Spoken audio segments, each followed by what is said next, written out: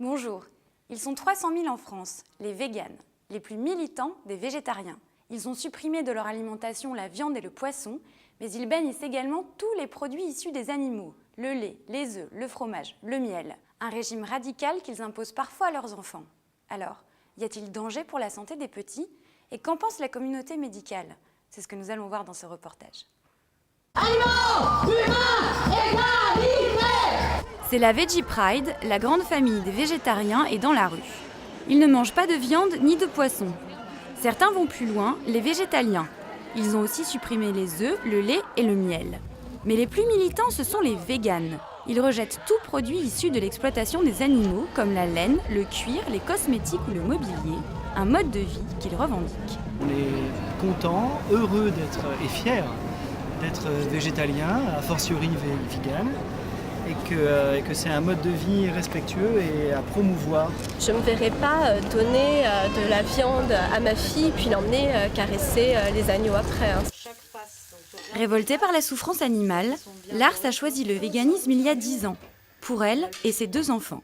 Ce soir, au menu, une poêlée de tofu avec des aubergines, des poivrons, le tout relevé avec du cumin et caramélisé à la cassonade.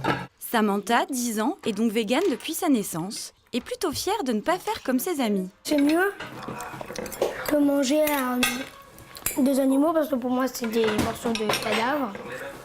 Je les tue pas, je les fais pas souffrir, contrairement à mes copains. Donc je trouve ça bien. Sa mère assume son choix à 100%. À ceux qui lui reprochent de l'imposer à ses enfants, elle répond. Vous imposez aussi. Quand on donne de la viande à un enfant, on ne lui a pas laissé le choix. On n'a pas mis une assiette vide avec d'un côté le plat vegan, d'un côté le plat carniste en lui disant « Vas-y mon chéri, tu vas choisir ».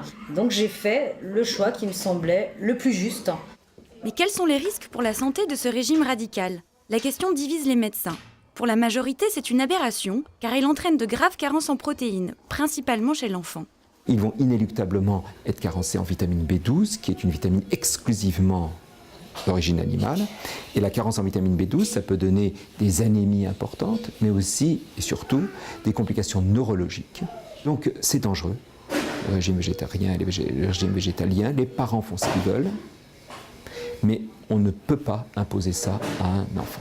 Un mauvais procès, selon les véganes. Surtout qu'aux États-Unis, en Angleterre et en Suède, cette alimentation est reconnue comme bénéfique par les organismes officiels de santé. C'est tout à fait possible de nourrir un enfant de manière végétalienne.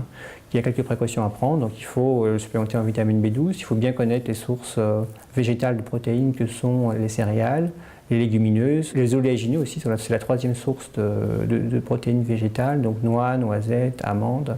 Ça va mon loulou? Face à la polémique, beaucoup s'interrogent, comme Sidonie qui a récemment opté pour le véganisme. Mais pour Charlie, son fils de 9 mois, elle hésite encore. Je ne sais pas quel lait par exemple je pourrais utiliser à la place du lait maternel. Je suis pas sûre, j'ai lu des articles sur le lait de soja mais j'ai pas trop confiance en même temps en ce que je lis. Dans le doute, Charlie a droit à quelques entorses, comme un morceau de fromage, en attendant peut-être de rejoindre les 300 000 Français déjà véganes.